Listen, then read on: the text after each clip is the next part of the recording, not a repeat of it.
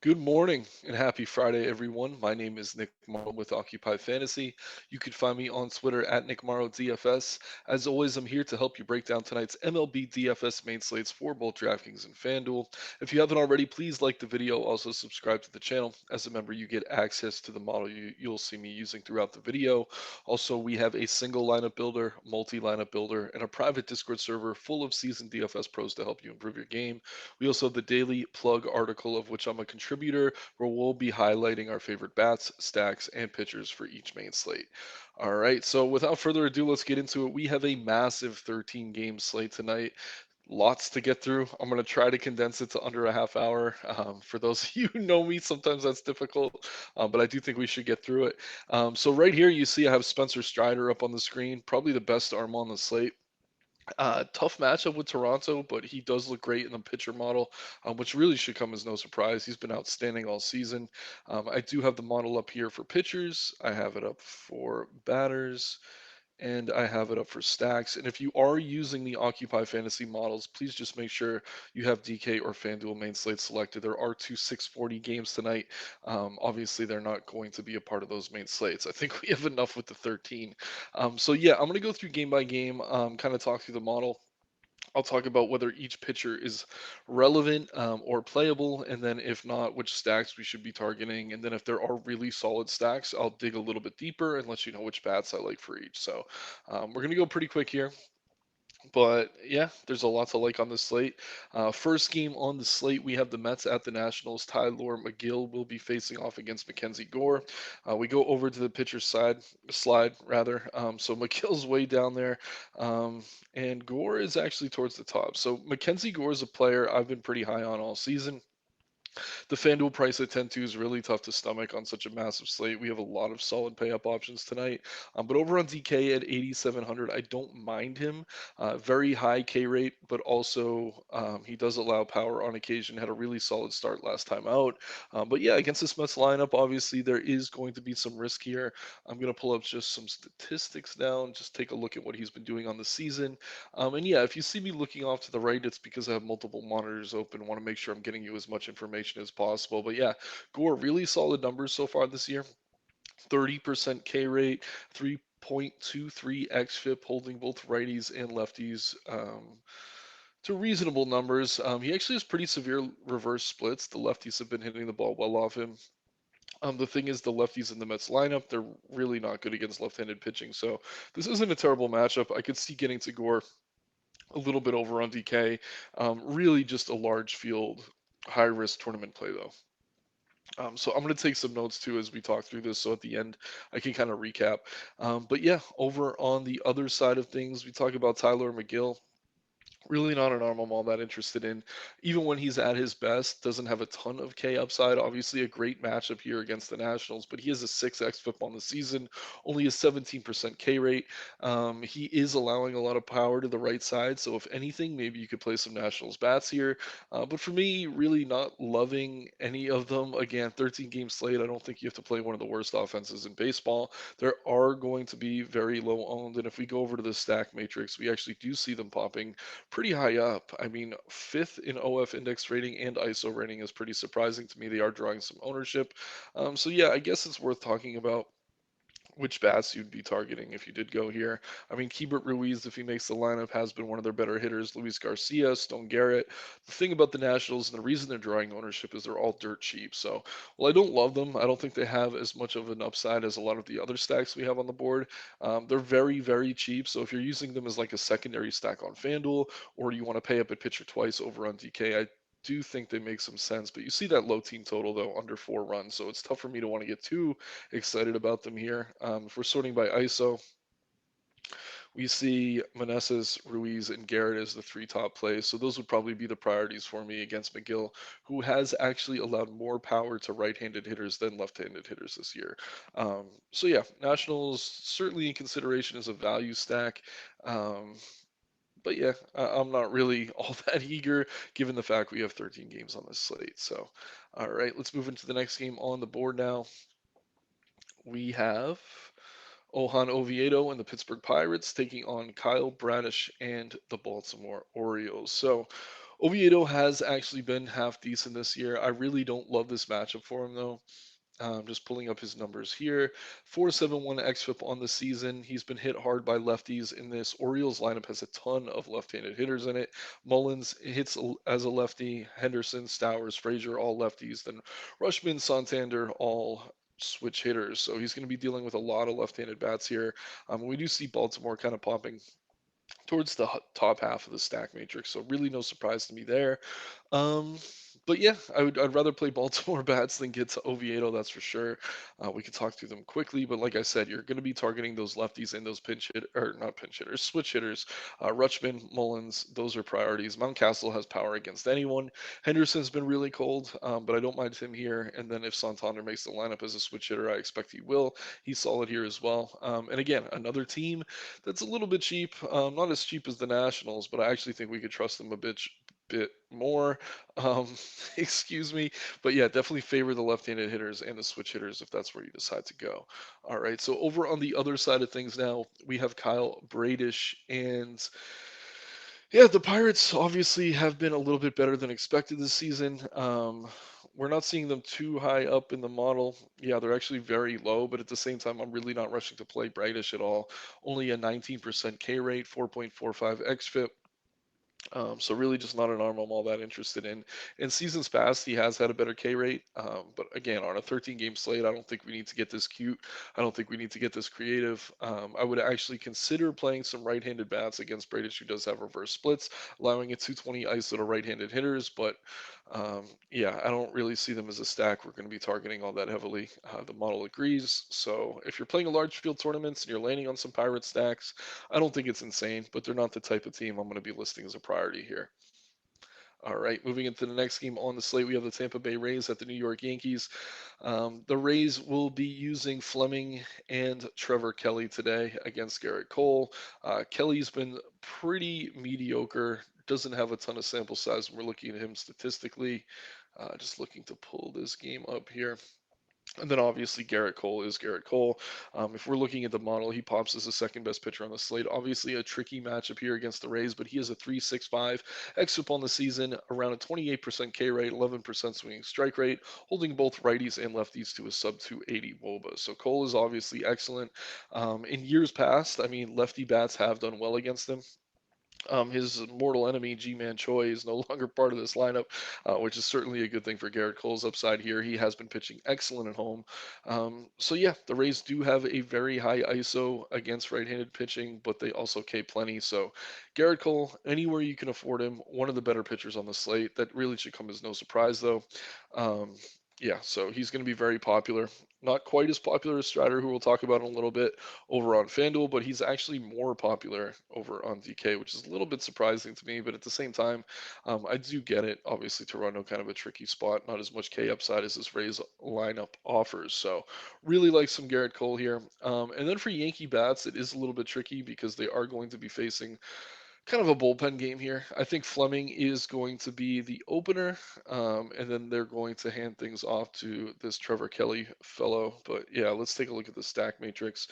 Yeah, Yankees not that high up. Again, this is going to be a bullpen game, but they do have plenty of upside here. So if you're going to Yankees, you can look to guys like Judge, LeMahieu, Torres, Harrison Bader's been trying to cover off the ball, but unless we see them kind of climb up in the model throughout the day, I don't think it's a spot we want to rush to get to. Kevin Cash, the Ray manager, does a good job kind of playing matchups and yeah, I think it's going to be a little bit frustrating if you do go with the Yankees because they're going to see a lot of different arms here. So, if I was confident they'd see Trevor Kelly the whole game, I do think the Yankees would pop towards the top, but as things stand, I do think it's going to be more of a bullpen game because, yeah, Kelly, 11 xFIP. I mean, he's only faced 10 batters, so it's really tough to put too much into that. But I think this is a spot where they can get to Kelly, but they probably chase him quick, and then from there, they're going to be dealing with a pretty tough Rays bullpen. So the Yankees are viable, but not a priority. Garrett Cole on the other end, certainly a priority. Probably won't get to many Rays bats either. So let's move into the next game on the slate now, and we have Spencer Strider and the Braves facing off against Chris Bassett and the Toronto Blue Jays. Just pulling up the stats here. So yeah, if we're going back to the pitcher page, we just talked about how much we like Garrett Cole. Spencer Strider right up there with him.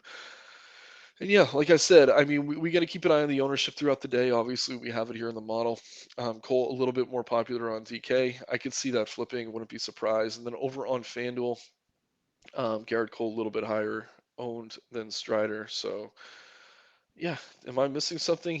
Cole is actually more popular on both sites. And personally, I think Strider has the higher ceiling. So the Jays, similarly to the Rays, a lot of power against right-handed pitching, but they actually have the lower ISO where the Rays had the 230 we were looking at for their projected starting lineup. The Blue Jays are only around 170 on the season.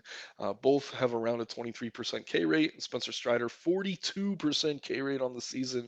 Absolutely ridiculous. I know I had him pulled up at the start of the video. He really is probably the best pitcher on the slate, and I can say that with confidence. We look at the game logs. I mean, he has a couple speed bumps in there, but he's been mostly outstanding. Certainly a candidate for the Cy Young in the NL this year. Holding both righties and lefties to a sub 100 ISO. He's got to travel to Toronto here. But all that being said, I think if you can afford him, Spencer Strider probably the best pitcher on the slate, even in a tough matchup against the Jays, even priced up where he's very expensive on both sites. Just really tough to argue with his upside here. And a minus 160 favorite. Over on the other side, we do have Chris Bassett, who's been mostly struggling. Don't think we have to get to him here in a brutal matchup against the Braves. 5.26 xFIP, allowing a 288 ISO to lefties. I mean, the plus for Bassett here is he's not going to see that many left-handed bats, but at the same time, I don't really want to play him. So this is one of those spots where it's fairly neutral. I think the Braves could get to him here, but at the same time, he's good enough that they're not going to pop as one of the best stacks on the slate. So as far as this game goes, I'm very, very interested in Spencer Strider, but that's really it. All right, moving into the next game on the slate now, we have Adam Wainwright in the St. Louis Cardinals against James Paxton, who will be making his Red Sox debut here, and the Boston Red Sox. So, yeah, we check out the stack matrix. Anytime we can get the Cardinals against the mediocre lefty, we got to play some Cardinals, and they're going to be in Fenway tonight with favorable hitting conditions. It's almost always favorable hitting conditions in Fenway. But yeah, Paxton, he's been banged up the past couple seasons. I could pull up his minor league numbers. I know he had a few good starts, a few bad ones in his rehab assignments. But again, this Cardinals team is built to mash left-handed pitching. And yeah, we see them as the top OF rated stack on the slate, highest ISO rating, highest WOBA rating, and a very high team total as well. So let's go over to the batters page. No surprise, this is one of the top stacks, and they have a bunch of guys that match lefties. So if we sort by ISO, this is just ridiculous. Usually, you don't see one player on a team with an ISO over 300 in their respective matchup. We get three here. So we got Contreras, Arenado, and Goldschmidt, who all look outstanding if you're stacking Cardinals. Those are your priorities. Tommy Edman looks good here, affordable on both sites as well. Paul DeJong, another nice value option if you need it. Dylan Carlson's had some really solid games from the right side as a switch hitter. So Goldschmidt, Arenado, Contreras are your three top priorities. Really like Edman and DeJong as value plays as well. And if Yepes makes the lineup, he has historically done really well against left-handed pitching. I'm still trying to pull up these Paxton stats. But as I do, I mean, we could talk through the Red Sox side of things as well. Adam Wainwright doesn't miss many bats, still okay at times, but in this type of matchup, I do favor the Red Sox hitters. We check out the stack matrix over here. They're not really towards the top, but we do see that team total ranking second. So that tells me maybe we see some of these other numbers come up throughout the day. Wainwright has a very low xFIP. He's done a good job limiting power, but at the same time, this is a tough Red Sox offense. So I could see maybe getting to some Red Sox bats. Certainly don't want to be playing Wainwright here. But if anything from this game, I'm more interested in Cardinals really than anything else. And let's see if I could pull up these Paxton numbers real quick. So yeah, he's had a 6.23 ERA. Obviously not a big ERA guy, but I don't know. We don't get a ton of great minor league stats. So then we're looking at his WHIP of 1.57. So he's been not very good in AAA. Tonight he takes on a Cardinals offense that mashes left-handed pitching. So the Cardinals are probably my favorite stack on the board, and we actually see they're reasonably owned. I mean, they're going to be popular, but on a 13 game slate, that should keep ownership relatively flat. Gotta like the Cardinals here, but at the same time, we got the Phillies and Coors. There's Houston. We talked about the Yankees with a pretty high total. So yeah, you can go to the Cardinals, mix in some of the bottom of the order, and that should be enough for you to get pretty different. So Cardinals, what I'm liking here, wouldn't mind getting to the Red Sox, but yeah, really no interest in Wainwright, no interest in Paxton. It's the bats here more than anything else. But the Cardinals are one of the best on the board. The Red Sox just kind of meh. If you're landing on them, they're okay. Moving into the next game on the slate, we have Tyler Anderson and the Angels against Logan Allen and the Cleveland Guardians. Just pulling up some numbers here. I know Anderson's been struggling, but so has this Guardians offense for the most part. So this is kind of a tricky spot. Anderson with a 6+ xFIP on the season. Really don't love to see that.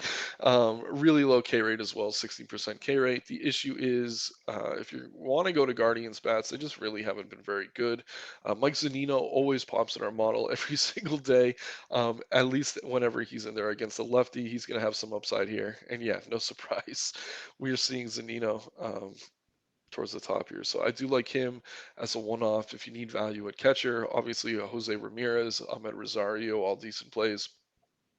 Even Josh Bell, he has been hitting the ball decent. So the Guardians are okay here, but when you check the model, there's really no stat they're popping in all that significantly. Excuse me. So I do like the Guardians, but I wouldn't really call them a priority. Then on the other side of things, Logan Allen has been decent, 406 xFIP, but he's been struggling against lefties, and we're dealing with small sample size on his statistics here as well.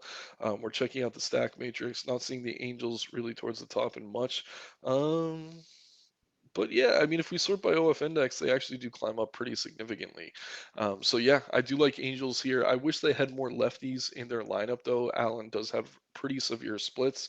So Shohei Ohtani going to be one of the best bats on the slate. I don't know if they can get any more lefties into this order. I mean, they have Lamb, Figo, Phillips, all on the bench in their projected starting lineup. As we get more lefties into this order, I think the Angels climb. But as things stand, really like Otani here. Wouldn't be afraid to play some of these righties. Guys like Trout, Renfro, Ward obviously have good upside as well. So the Angels, decent. I consider them kind of a secondary stack, not really something I'm rushing to get to. But at the same time, you're not really going to be looking to play either of the arms here. Logan Allen has had decent K upside, but this is a very patient Angels lineup. Only 18% K rate in their projected starting lineup. And if they do add more lefties, that number could come down even more. So, Allen, I don't know. We check the model here. He's rating pretty well, but for me, I just don't know that I want to get to him much at this price. Kind of price where he should be, 7,800 on DK, 9,100 on FanDuel. Really no ownership. But yeah, keep an eye on that Angels lineup. If it's super righty heavy, or maybe they give Otani a rest, maybe there's some merit to Allen. But for me, I'd rather get to some Angels bats, especially if they do decide to put some lefties into that batting order. All right, next game on the slate now. Looks like we have a little bit of rain to keep an eye on, but things should clear up here. We have JP France and the Houston Astros against Michael Kopech and the Chicago White Sox. So, yeah, when we're talking about France, this is a guy who just got the call up. Looked really good in his debut. I don't know that we can trust him here, but he is very cheap on both sites. We're getting 7,600 on DK, 8,700 over on FanDuel. Um, and yeah, I mean, the White Sox have been mostly struggling for the better part of this season. 132 ISO for the projected starting lineup, sub 300 WOBA, 22-ish percent K rate against right-handed pitching. And yeah, France, if he's going to look as good as he did in his debut, there's certainly merit to using him here as a value arm. Um, Definitely risky. Don't get me wrong there. But at the same time, I'm really not going to be all that interested in Chicago White Sox bats. I'd rather get to France. Then on the other side, Michael Kopech still struggling for the most part. I imagine we see Houston grading relatively well. Yeah, I mean, we see the ISO up there, so they do have power upside. But at the same time, there's just so many good stacks on this slate. I don't know that we need to get to them. Kopech actually did look half decent last time out. Obviously, he has really good stuff. It's just a matter of if he's controlling it. 13% walk rate is terrible. So he's going to be leaving guys on base. He does a decent job limiting damage. But yeah, he can implode in a hurry. So if no one's going to be playing Astros bats tonight, it looks like they are drawing some ownership. Then maybe you could get to them in tournaments, but I'm really not going to be comfortable calling them a priority. If there's anything in this game I'm interested, it's JP France, where he's pretty cheap and affordable. All right, moving into the next game on the slate now, we have Josh Taylor in the Royals taking on Corbin Burns in the Milwaukee Brewers in Milwaukee. So, um, pulling up Taylor right now. Is this his season? Just a second. Sorry for the dead air. Yeah, so Taylor, pretty low xFIP surprisingly, 3.20. Trying to see how deep he's been going into games because whenever we get a mediocre lefty against the Brewers, I don't mind him. Yeah, so he's the opener here. So this is going to give way to a bullpen game. So I actually don't mind Milwaukee bats. The model really not liking them very much. Which isn't surprising to me as this is likely going to be a bullpen game. But when you sort by team total, it's interesting. They pop all the way up towards the top. They have a near 6-run implied team total. The righties are going to look really good to start. But yeah, Taylor's only going to go an inning or two, so they're probably going to play matchups after that. So for guys like Brosseau, um, definitely proceed with caution. Owen Miller as well. They're going to be pinch hit risks once Taylor's out of the game, but I don't mind guys like Adames um, or William Contreras. Those are two decent one-offs for the Brewers, but it's tough to call them a stack that we're going to prioritize until they climb up in that model. I think they could throughout the day, but at the same time, bullpen games just aren't all that fun to stack against, so probably won't get to them all that aggressively. On the other side, we see Corbin Burns as a solid arm here. No surprise. He has been pitching better lately. This is a favorable matchup against a Royals team that does like to swing the bat aggressively. Um, and yeah, the thing with Burns is his K rate's way down. He hasn't been outstanding, but most of the reason for that is that he had a few terrible starts to start the season. He's actually coming off three straight starts where he's had 5 Ks. So I do think he has some upside here. 9,200 on DK, totally reasonable. 10K on FanDuel, you're getting a discount off of guys like Cole and Strider. I don't mind him there either, and he's one of the biggest favorites on the board, if not the biggest favorite on the board, as a minus 225 favorite on the money line. So Corbin Burns, really solid play here. Don't mind some Milwaukee bats, but again, the priority here, if there is a priority here, is going to be Corbin Burns pitching for the Milwaukee Brewers. But yeah, definitely keep an eye on the Brewers stack throughout the day. I wouldn't be surprised to see them climb up on that OF index as we get more data. Moving into the next game on the slate now, we have Drew Smiley at Sonny Gray. That's the Cubs at the Twins. Two pretty decent pitchers here. But the Twins are kind of similar to the Cardinals in that whenever we get them against a mediocre lefty, we have to kind of consider them. Smiley's been better than mediocre to start the season, but he has been known to implode on occasion.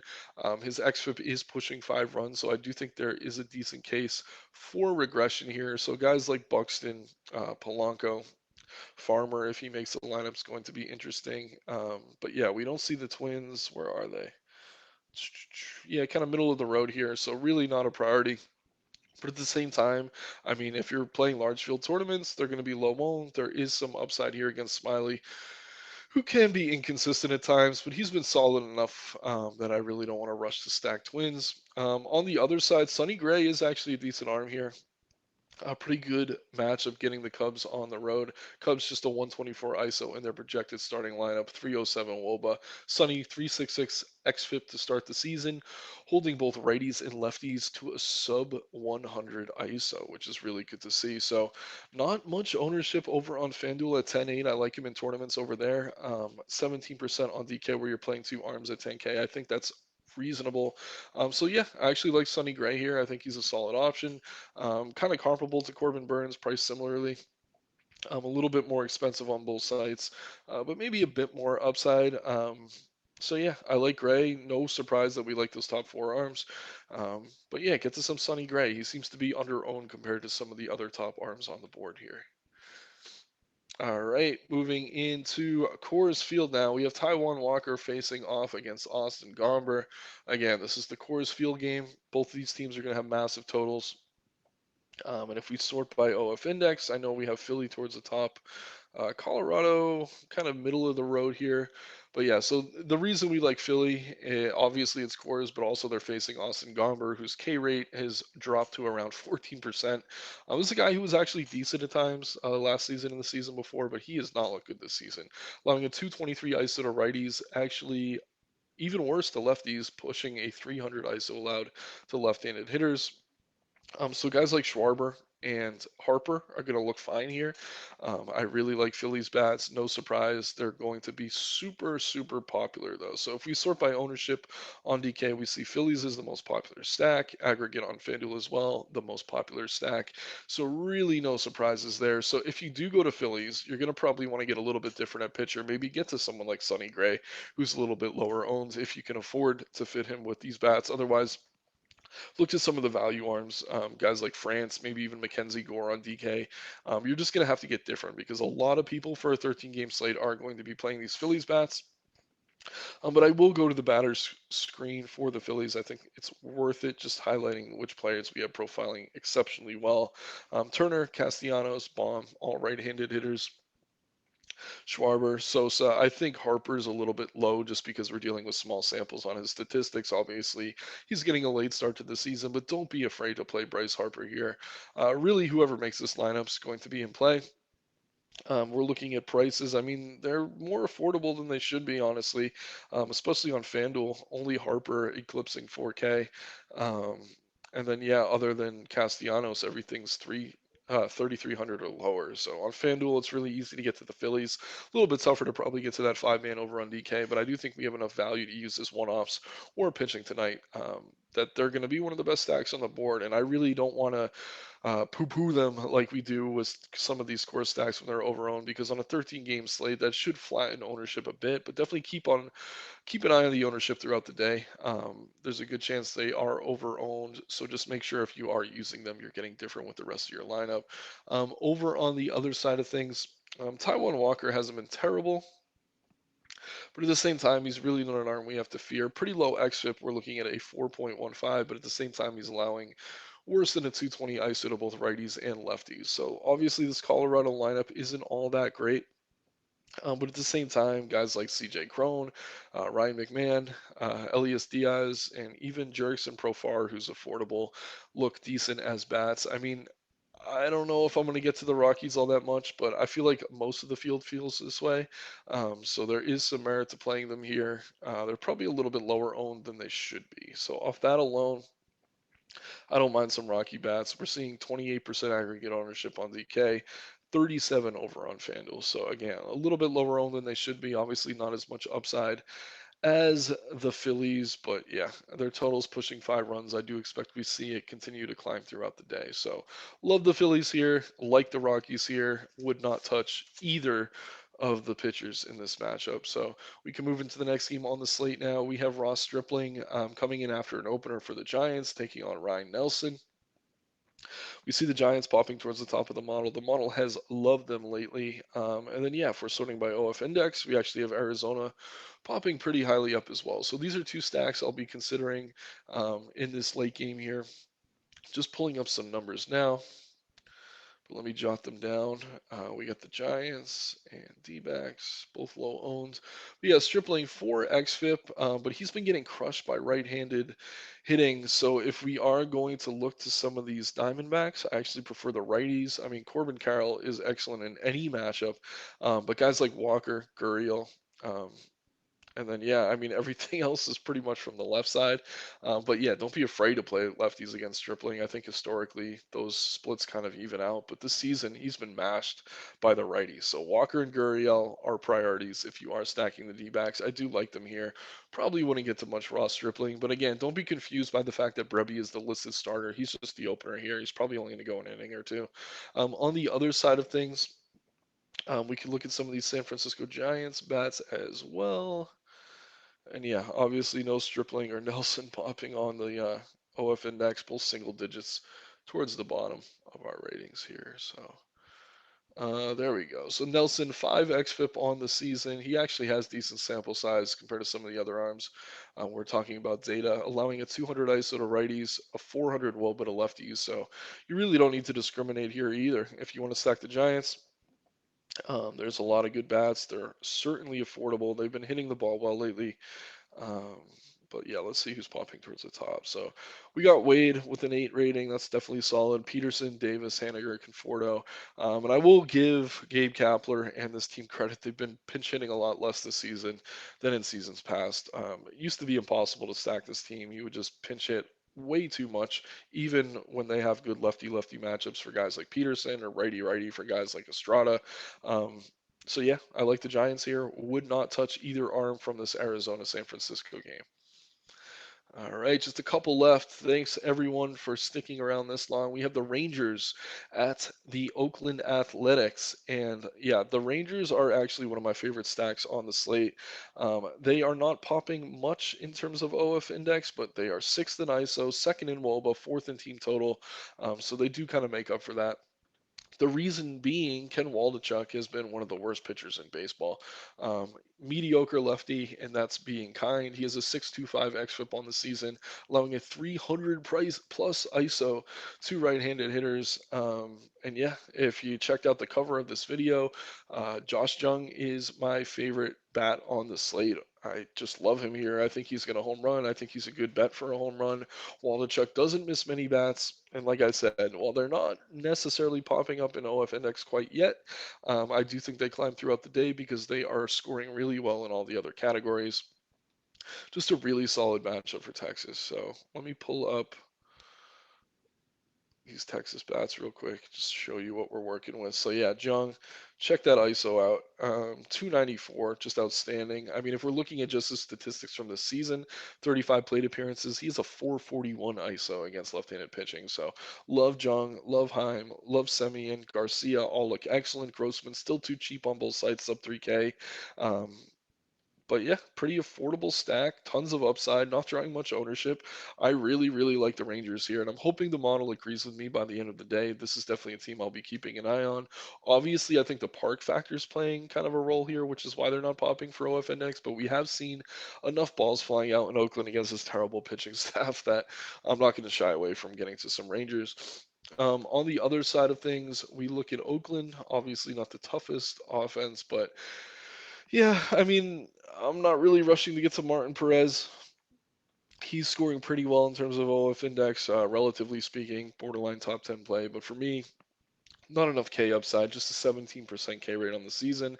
The A's offense has actually been better than expected. I can maybe see it getting guys like Aguilar, Rooker, or Diaz, who's has like 5 home runs this week for the A's. But yeah, just not a stack I'm ever rushing to get to. But at the same time, no one ever is. So maybe if you're playing the late slate, consider some Oakland Athletics. Otherwise, there's just too much on this slate to really consider them a priority. But yeah, love, love, love the Rangers. Love Josh Jung. So definitely get some Rangers in your life tonight. All right. Last game on the slate now. We have Blake Snell and the Padres against their rival Los Angeles Dodgers with Dustin May on the bump. Gonna pull up some statistics here. So yeah, checking the stack matrix out first. I mean, Dodgers borderline top 10. They look okay. Obviously, Snell often over owns, very high K rate, but it's actually down this season. So yeah, I won't get to much Snell here, especially if he's drawing ownership. But I think the field's finally wising up. Yeah, sub 10% on both sides. Usually we see this guy way up there. I think it's also a reflection of the matchup with the Dodgers. Just not a ton of upside against a really tough lineup. I don't mind Dodgers bats here. Mookie Betts obviously mashes left-handed pitching. It sounds like JD Martinez could be back tonight, who historically has crushed lefties. Will Smith as well. Don't mind Freeman from the left side. So if anything, I like Dodgers bats here. Then we go to the other side of the ball, and we can talk about Dustin May. May drawing no real ownership. Pretty talented arm, but the K's just haven't been there for him. Obviously, a brutal matchup against the Padres, so I'm really not rushing to get the Padres bats. The model kind of reflects why, but yeah, at the same time, don't think we have to get to May on the slate. We have enough value at SP if we need it, and there are just a lot of good arms to pay up for. So we're through the game by game now. I'm just going to quickly go through some of my favorite options. So just pulling over my notepad file here. Just kind of zoom in. Yeah, so the pitchers we like, no surprise. We got Cole, Strider, Burns, Gray. I don't mind Gore on DK, France on either site. Really, I'm going to try to keep that pitcher pool tight. Not a ton of value I love here.